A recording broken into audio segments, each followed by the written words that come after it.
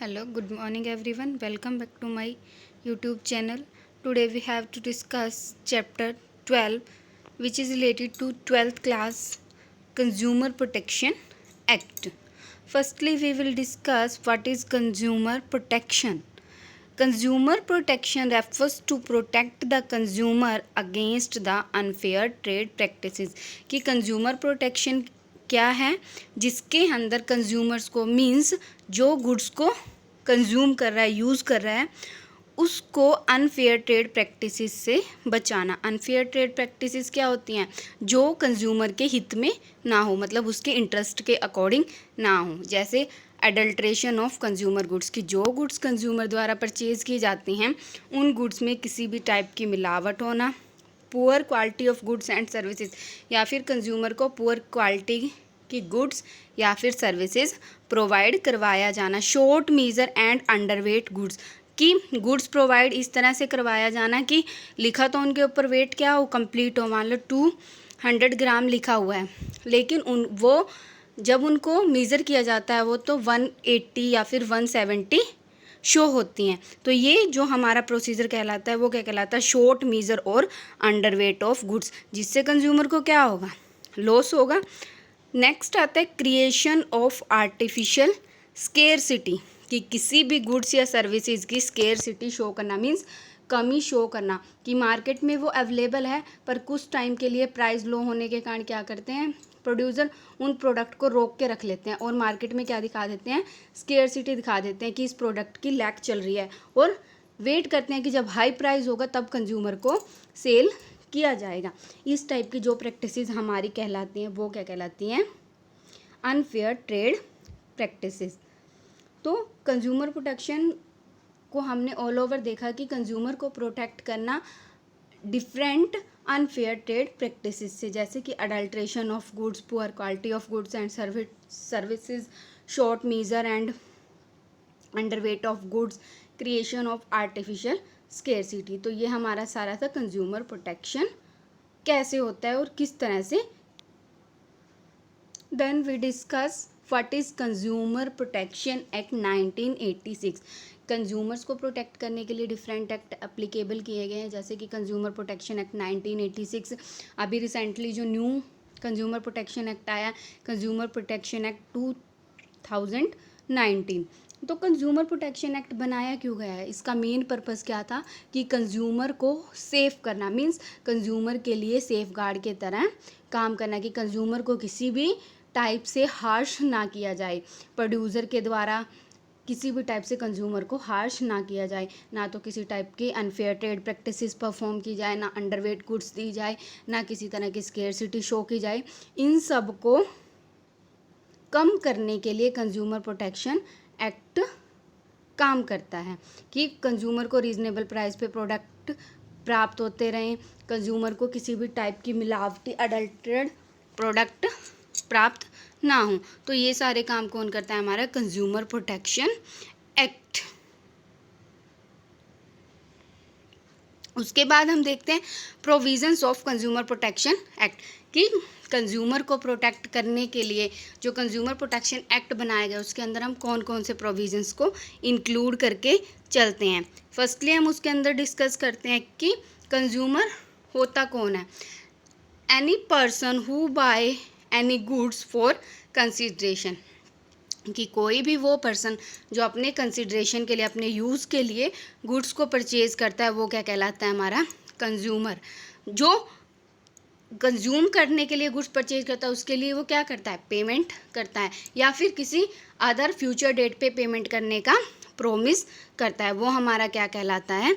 Consumer. अब यहाँ पे हमारे दो कंसेप्ट आ जाते हैं, कंज्यूमर एंड कस्टमर, कि कंज्यूमर और कस्टमर में क्या डिफरेंस होता है। फर्स्टली कंज्यूमर कौन होता है? वो पर्सन जो डायरेक्टली गुड को यूज़ करेगा, that is consumer. And customer is the person that not purchase goods for oven used, कि कस्टमर वो पर्सन होगा जो सिर्फ गुड्स को परचेज करेगा, ज़रूरी नहीं है कि यूज़ भी वही पर्सन उस गुड्स को करे। कोई अदर पर्सन जो गुड्स को यूज़ करेगा वो क्या कहलाएगा? उस गुड्स का कंज्यूमर। तो ये डिफरेंस आता है हमारा कंज्यूमर और कस्टमर के। Come to next provision, 3 tier judicial machinery. इसके अंदर हम क्या पढ़ते हैं, 3 टायर जुडिशियल मशीनरी मतलब कि 3 टाइप की कमीशन या फिर 3 टाइप की हम एक तरह से कमेटी इस्टेब्लिश कर देते हैं, जिसके अंदर हम क्या करते हैं, कंज्यूमर से रिलेटेड प्रॉब्लम को सोल्व करने के लिए फंक्शन करते हैं। अब हम वन बाय वन इन तीनों जुडिशियल मशीनरी को डिस्कस कर लेते हैं। देखो जैसे कि यहाँ डायग्राम में दिखाया गया है, नेशनल कमीशन होती है, स्टेट कमीशन होती है और डिस्ट्रिक्ट फॉर्म होती है। ये तीनों अलग अलग 3 जुडिशियल मशीनरी है जो कंज्यूमर को प्रोटेक्ट करने के लिए, उसकी ग्रेवियंस को सोल्व करने के लिए कि कंज्यूमर की क्या प्रॉब्लम्स है उनको सोल्व करने के लिए काम करती है। अब हम वन बाय वन इनको डिस्कस कर लेते हैं। फर्स्ट हमारे पास आती है डिस्ट्रिक्ट फॉर्म। डिस्ट्रिक्ट फॉर्म कौन सी मशीनरी होती है, सबसे पहले तो ये डिस्ट्रिक्ट लेवल पे फंक्शन करती है, मतलब डिस्ट्रिक्ट लेवल के कंज्यूमर की जो भी प्रॉब्लम्स होंगी उनको सोल्व आउट करने में हेल्प करती है। और ये डिस्ट्रिक्ट लेवल की फॉर्म होती है, ये स्टेट गवर्नमेंट के द्वारा कंज्यूमर को प्रोटेक्ट करने के लिए सेटअप की जाती है। किसके द्वारा सेटअप की जाती है, स्टेट गवर्नमेंट के द्वारा।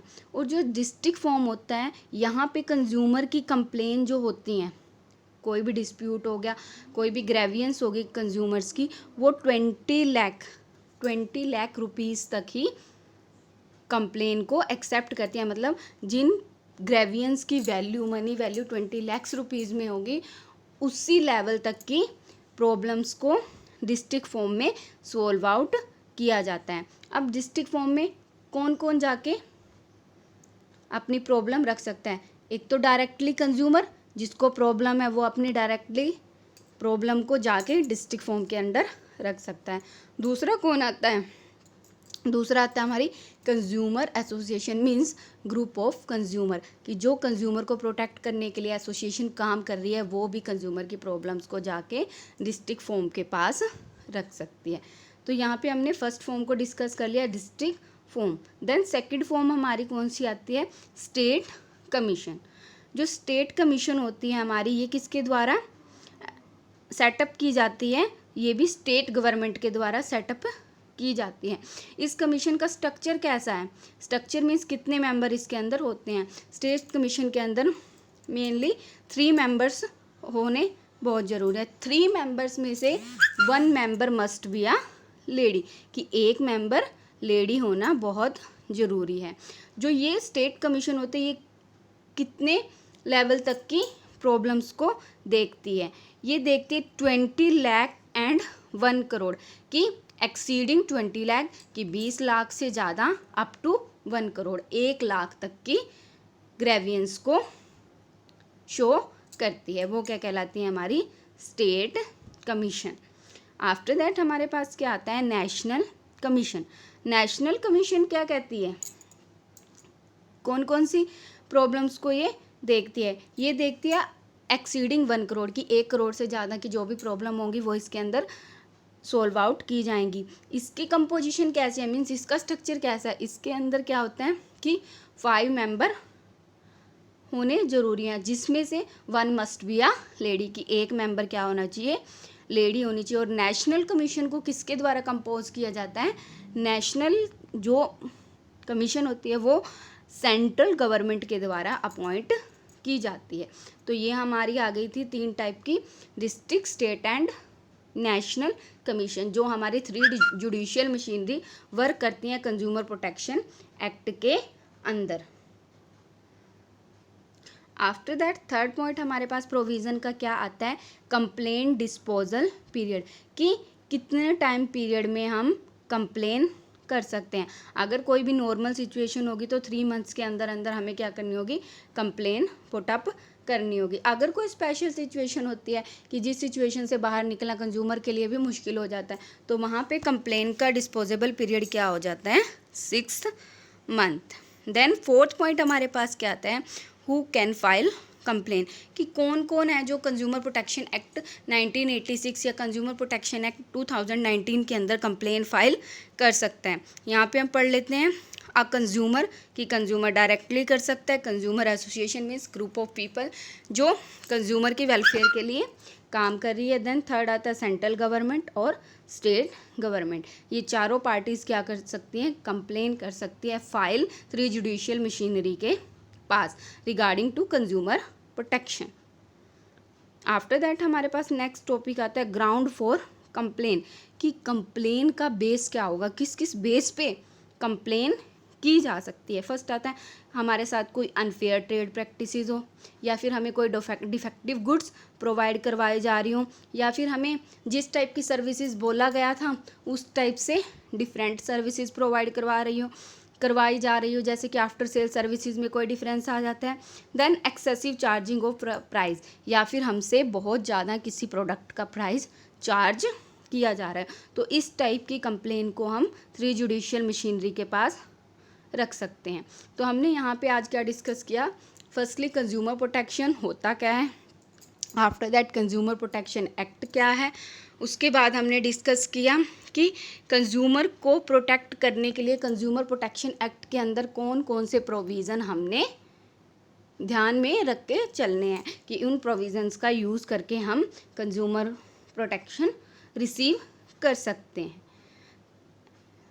होप आपको ये टॉपिक यहाँ से समझ में आया होगा। अगर किसी टाइप की भी प्रॉब्लम आपको आती है तो कमेंट बॉक्स में मुझे कमेंट कीजिए। And thanks for watching this video.